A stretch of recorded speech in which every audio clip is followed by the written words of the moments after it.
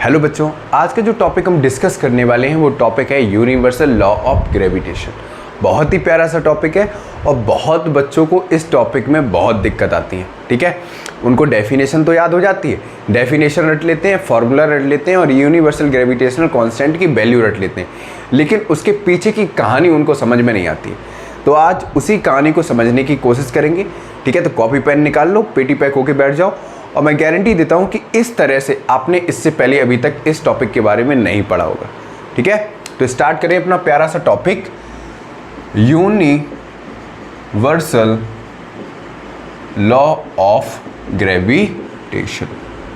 ठीक है, इसके बाद बच्चों ये टॉपिक पढ़ाने के बाद नेक्स्ट वीडियो आएगी सेंटीपीटल फोर्स क्या होता है और सेंटीफ्यूगल फोर्स क्या होता है उसके बारे में। ठीक है, और जो भी टॉपिक लगेगा इंपॉर्टेंट है वो टॉपिक मैं आपके सामने लेकर आता रहूँगा। ठीक है, तो स्टार्ट करते हैं। सबसे पहले ये लॉ दिया किसने था?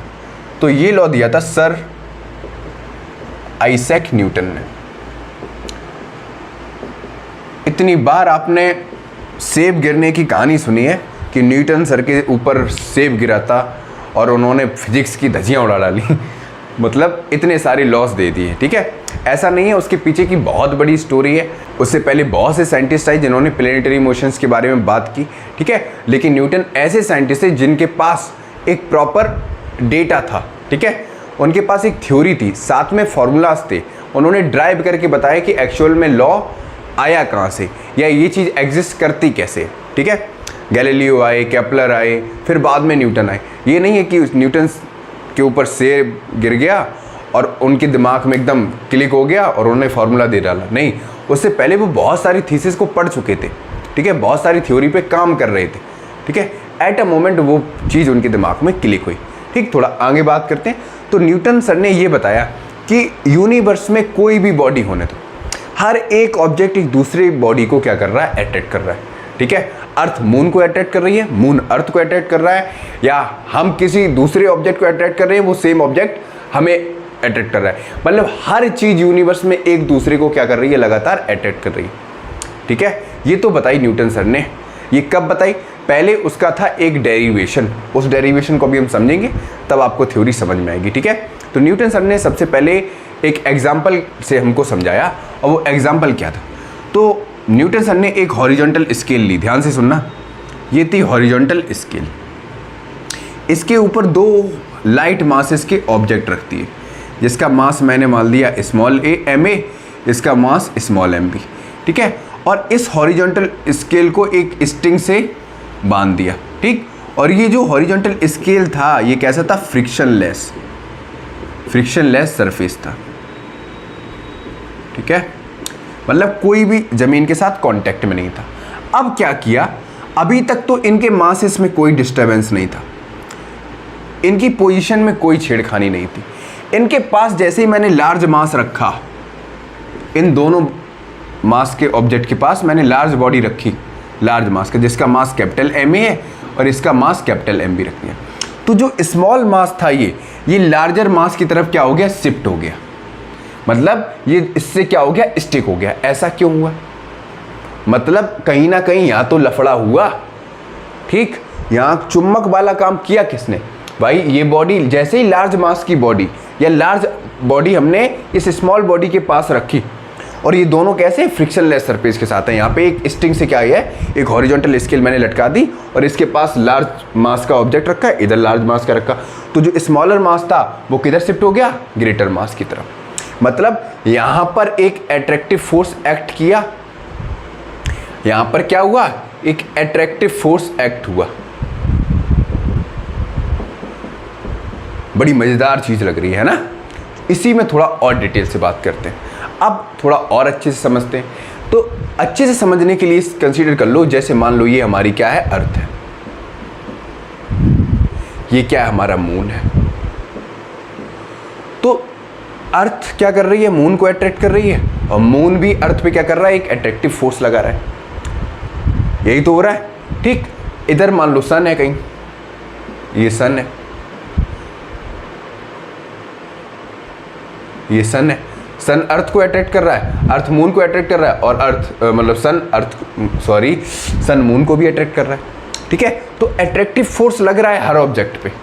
ठीक, ये तो न्यूटन सर ने फॉर्मुलेट कर लिया, क्योंकि यहां से हमको पता चला जब स्मॉलर मास का ऑब्जेक्ट ग्रेटर मास के ऑब्जेक्ट के कांटेक्ट में आता है तो दोनों के बीच में एक फोर्स ऑफ अट्रैक्शन लग रहा है। ठीक है, जरूरी नहीं, मतलब सीधा से कह दो ये लाइट बॉडी है, ये हेवीली बॉडी है। जैसे ही लाइट बॉडी के पास हम हैवी बॉडी लाई तो जो लाइट बॉडी का मास है वो किधर शिफ्ट हो गया, हैवी बॉडी की तरफ। मतलब यहाँ पे कहीं ना कहीं फोर्स ऑफ अट्रैक्शन लग रहा था। अब वो बात अभी नहीं करेंगे कि सेंटीपिटल फोर्स क्या होता है, सेंट्रीफ्यूगल फोर्स क्या होता है, वो धीमे धीमे हम आगे स्टेप बाय स्टेप चीजें क्लियर करते चलेंगे। इतनी बात समझ में आई? मतलब हर एक ऑब्जेक्ट दूसरे ऑब्जेक्ट को लगातार क्या कर रहा है, फोर्स ऑफ अट्रैक्शन से बांधे हुए है। ठीक, आई बात समझ में? तो एक एग्जांपल से आपको समझाते हैं जो न्यूटन सर ने लिया था। ठीक है, तो न्यूटन सर ने क्या किया, वही चीज लेंगे, आपको पता है पुरानी कहानी, ये एप्पल था और यहाँ पे न्यूटन जी आराम से मान लो बैठे हुए हैं। ठीक है, और इनके सिर के ऊपर क्या गिरता है, एप्पल गिरता है। ठीक, अब जो ये एप्पल है, पहले तो इन्होंने ये ऑब्जर्व किया कि जो एप्पल है वो नीचे आ रहा है, मतलब अर्थ कोई ना कोई एक डाउनवर्ड फोर्स लगा रही है जिसकी वजह से एप्पल नीचे गिर रहा है। यहाँ तक बात समझ में आई? उसके बाद इसी पेड़ से दूर हम अर्थ भी ये सारी चीज़ें कंसीडर कर रहे हैं ना, एक और दूर पेड़ कंसीडर कर रहे हैं और सेम एप्पल क्या कर रहा है, नीचे गिर रहा है। ऐसे बहुत सारी ऑब्जर्वेशन जब हम करेंगे तो हमको एक चीज़ पता चलेगी कि जितने भी ऑब्जेक्ट हैं ये रेडियली डाउनवर्ड एक्ट कर रहे हैं। ठीक है, means all objects falls radially downwards.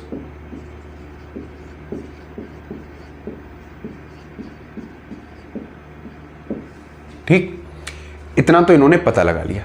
Second thing क्या करेंगे, अब जितने भी ऑब्जेक्ट हैं इस ऑब्जर्वेशन से हमको ये पता चल गया, मतलब इस ऑब्जर्वेशन से न्यूटन ने ये पता लगाया कि जितने भी ऑब्जेक्ट हैं वो रेडियली डाउनवर्ड एक्ट तो कर रहे हैं लेकिन अलोंग इट्स सेंटर, मींस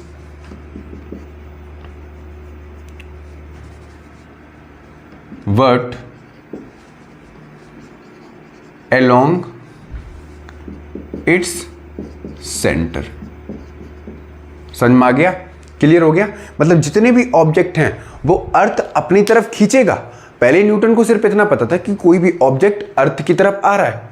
ठीक, लेकिन इस ऑब्जर्वेशन से उन्होंने पता लगाया कि जितने भी ऑब्जेक्ट हैं वो अर्थ सिर्फ अपनी तरफ खींच नहीं रहा है, मतलब अर्थ अपने सेंटर की तरफ, ठीक है, सेंटर के द्वारा उस ऑब्जेक्ट पे क्या लगा रहा है, फोर्स लगा रहा है, जिसकी वजह से ऑब्जेक्ट उसके सेंटर की तरफ आ रहा है। समझ में आ गया, क्लियर हो गया यहां तक? ठीक है, इतनी लाइन आपको पता होनी चाहिए। अब बात करते हैं आगे, इसके बाद क्या हुआ। इसके बाद इस कहानी से हम ऐसे समझ सकते हैं, मान लो ये हमारे पास क्या है, अर्थ है और ये रहा मून, सेम चीज भाई। अर्थ और मून के बीच में क्या है, एक अट्रैक्टिव फोर्स है, ठीक, जिसकी वजह से अर्थ अपने सेंटर के अलोंग इस मून को खींचेगा और ये मून क्या करेगा, अपने सेंटर के रिस्पेक्ट में इस अर्थ को अपनी तरफ खींचेगा।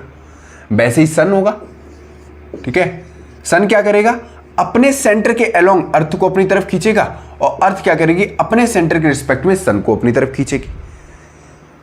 क्लियर हो गया? अब यहां पे ना समझ में आया तो एक और एग्जांपल ले लो, वही चीज, मास है, ये छोटी सी बॉल है और यहां बड़ी सी आप एक ट्रेन कंसीडर कर लो। जितना ये बॉल इस ट्रेन पे फोर्स लगाएगी उतना ही सेम अमाउंट का फोर्स ये ट्रेन इस बॉल पे लगाएगी। मतलब according to Newton's third law of motion, according to Newton's third law of motion, both the body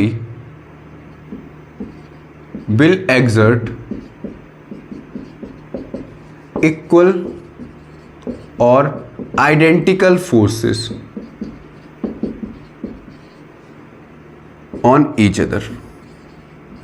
अब यहां इन दोनों बॉडी पे अट्रैक्टिव फोर्स लग रहा है, तो जितना अमाउंट का ये मास और बॉल इस ट्रेन पे फोर्स लगाएगा उतना ही सेम अमाउंट का फोर्स ये ट्रेन इस मास ऑफ बॉल पे लगाएगी। आई बात समझ में? मतलब जिस फोर्स के साथ, मैग्नीट्यूड ऑफ फोर्स के साथ अर्थ मून को अपनी तरफ खींच रही है, उसी मैग्नीट्यूड ऑफ फोर्स के साथ मून भी अर्थ को अपनी तरफ खींचेगा।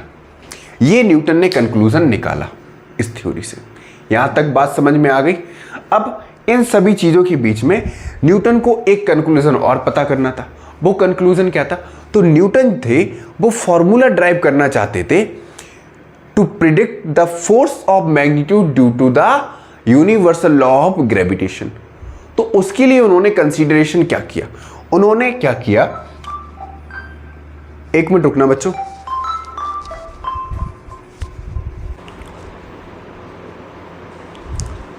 सॉरी बच्चों। अच्छा, नोट किया यहां तक? इसको नोट किया? स्क्रीनशॉट लो फटाफट, फिर आगे बात करते हैं, ठीक है? मैं रफ करने वाला हूं इसको।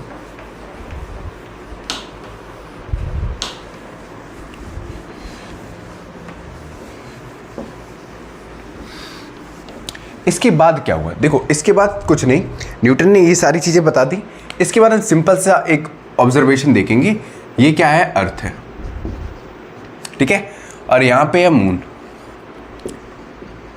तो मैंने ये बताया अभी आपको कि जितना फोर्स अर्थ मून पर लगाएगी उतना ही सेम मैग्नीट्यूड का फोर्स मून भी अर्थ पे लगाएगा। लेकिन जब अर्थ मून को अपनी तरफ खींच रही होगी तो ये इसको पुल करेगी, क्योंकि इसका मास ज़्यादा है। तो ये मून है, अर्थ के पास आके क्यों नहीं रहता, ठीक है? ये सर्कुलर मोशन काहे करता है, ठीक है, ऑर्बिट में काहे घूमता है? इसका कारण क्या है? जो सेंटीपिटल फोर्स रिक्वायर्ड चाहिए, जो सेंटीपिटल फोर्स जरूरी है, देखो सेंट्रीपिटल, हिंदी में समझ लो आराम से, जो सेंटीपिटल फोर्स जरूरी है। अब सेंटीपिटल फोर्स होगा तो ऑब्जेक्ट क्या करेगा? सर्कुलर मोशन में होगा, ठीक। अब जो मून है, सेंटीपिटल फोर्स की जरूरत है। अब सेंटीपिटल फोर्स की जरूरत है तो वहां पे ऑब्जेक्ट कैसा घूमेगा? सर्कुलर मोशन में घूमेगा। अब सर्कुलर मोशन में घूमने के लिए जो फोर्स सप्लाई मिल रहा है वो कौन दे रहा है? Gravitational force.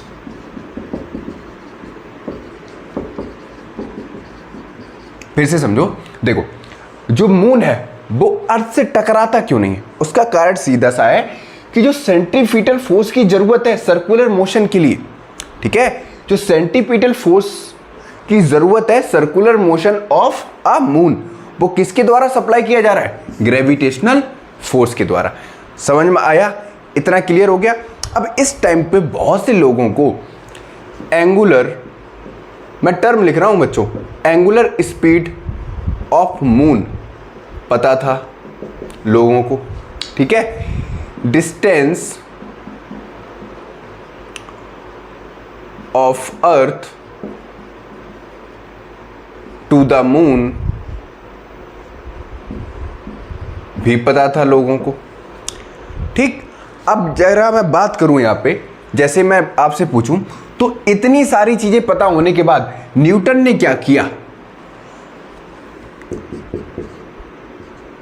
फोर्स बैलेंस को यूज करके, ठीक, यहां पे सेंट्रीपिटल एक्सेलरेशन पता किया, सेंट्रीपिटल एक्सेलरेशन पता किया, जो कि निकला, कितना निकला? ये निकला 0.00273, सॉरी 36 है, 2736 मीटर पर सेकेंड स्क्वायर। अच्छा, रेडियस ऑफ मून आपको पता है क्या? रेडियस ऑफ मून कितना होता है बच्चों? ये होता है 835 इंटू 10 टू द, नहीं sorry 835,000 into 10 to the power 3 metre. सही है? एक बार मैं जरा चेक कर लूं। ओहो, उल्टा हो गया, 385, सॉरी बच्चों गलती हो जाती है, कोई बात नहीं। 385,000 इंटू 10 टू द पावर, यहाँ पे 3 है, ठीक है, मीटर। ये सारी चीजें, अब ये दो वैल्यू आप आसानी से देख पा रहे हो। यहाँ पे देखो, ये दो टर्म्स आपको मिल रहे हैं, दिख रहे हैं ना? अब यहाँ पे हुआ क्या? अब सीन समझो कि अगर मुझे एप्पल का फोर्स ऑफ ग्रेविटेशन निकालना है near the surface of earth, तो उसके लिए हमको एक्सेलरेशन की वैल्यू पता होनी चाहिए, मींस एक्सेलरेशन ऑफ एप्पल पता होना चाहिए। एक्सेलरेशन ऑफ एप्पल कितना होगा भैया? ये होगा 9.8 मीटर पर सेकेंड स्क्वायर, 9.81 ले लो। इतनी बात समझ में आई? क्लियर हो गया? अब यहाँ पे एक्सेलरेशन ऑफ एप्पल हमको पता है, ठीक, तो तो यहाँ पे एक कंडीशन बनती है, वो कंडीशन क्या है मैं ज़रा बोर्ड रब कर दूँ फिर बताता हूँ। इतना नोट किया, मैं रब करने वाला हूँ, ठीक है। आगे देखो,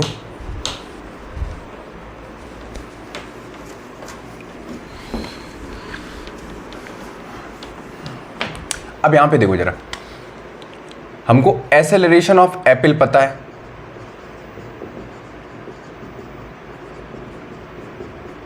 कितना है 9.81 मीटर पर सेकंड स्क्वायर, ठीक है। अगर मैं तुमसे रेडियस ऑफ अर्थ पूछूं वो कितना होगा, वो होगा 6378 इंटू 10⁻³ मीटर, ठीक। अभी हमने सेंटीपिटल एक्सेलरेशन भी निकाला था,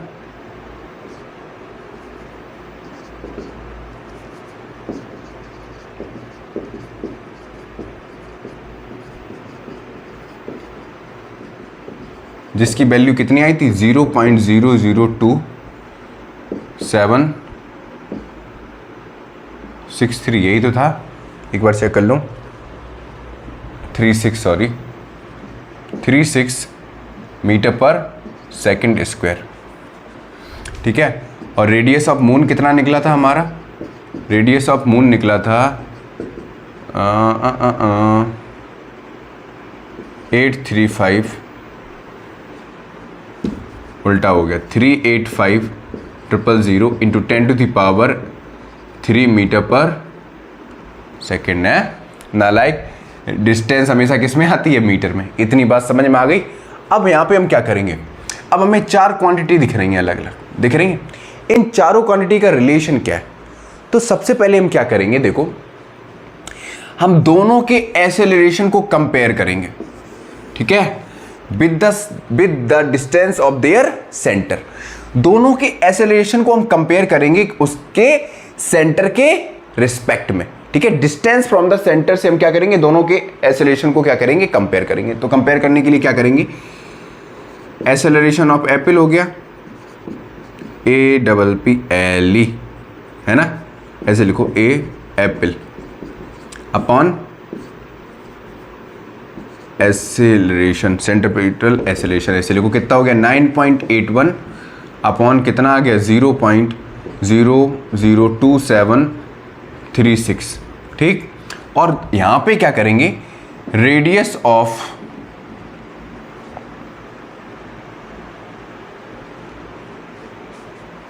मून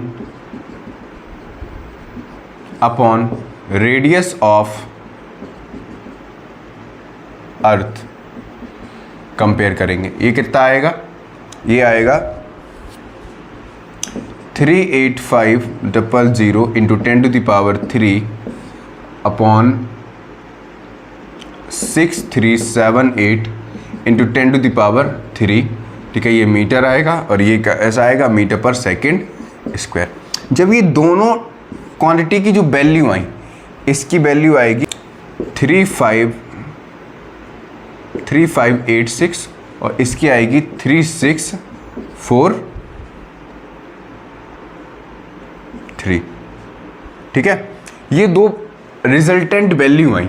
अब यहाँ पे न्यूटन ने एक चीज़ एनालाइज की कि जो दोनों रिजल्टेंट वैल्यू हैं नियरली कैसी हैं, सेम है, मतलब बहुत ही ज़्यादा डिफरेंस नहीं आ रहा है इसमें। तो न्यूटन ने यहाँ पे एक कंक्लूजन निकाला। न्यूटन ने कंक्लूजन ये निकाला, जो फोर्स है वो इन्वर्सली प्रोपोर्शनल है square of distance between them. अच्छा, यहाँ पे एक चीज़ सुनो, मैं शायद बताना भूल गया। तो यहाँ पे जो दोनों टर्म लिए हैं हमने, उन दोनों टर्म के स्क्वायर को हम एक दूसरे के रेशियो से डिवाइड कर देंगे। समझ में आया? यहाँ पे दोनों का स्क्वायर करेंगे और फिर क्या करेंगे, डिवाइड कर देंगे। तो मतलब न्यूटन ने कंक्लूजन ये निकाला, जो फोर्स है वो इन्वर्सली प्रोपोर्शनल है square of distance between them, या square of distance between their centre. ठीक है, क्लियर हो गया इतना, कोई दिक्कत? अब यहाँ पे एक चीज़ और समझने की है, बात समझने की है कि इससे पहले न्यूटन ने एक फॉर्मूला और ड्राइव कर लिया है, जो आपको पता है, F बराबर ma, जो किससे आता है, Newton second law of motion से, Newton second law of motion से। और न्यूटन ने अभी एक्सेलरेशन की वैल्यू प्रेडिक्ट ही की है, तो ए बराबर क्या आ जाएगा, एफ अपॉन कितना आएगा, एम, यही तो आएगा। अब न्यूटन ने क्या किया, दो रिस्पेक्टिव मासेस का और फोर्स ऑफ ग्रेविटी के बीच का रिलेशन फाइंड आउट किया। तो उन्होंने क्या किया, दो अलग अलग मासेस लिए, ठीक है, सेम हाइट पे, under the influence of gravity उनको ड्रॉप किया।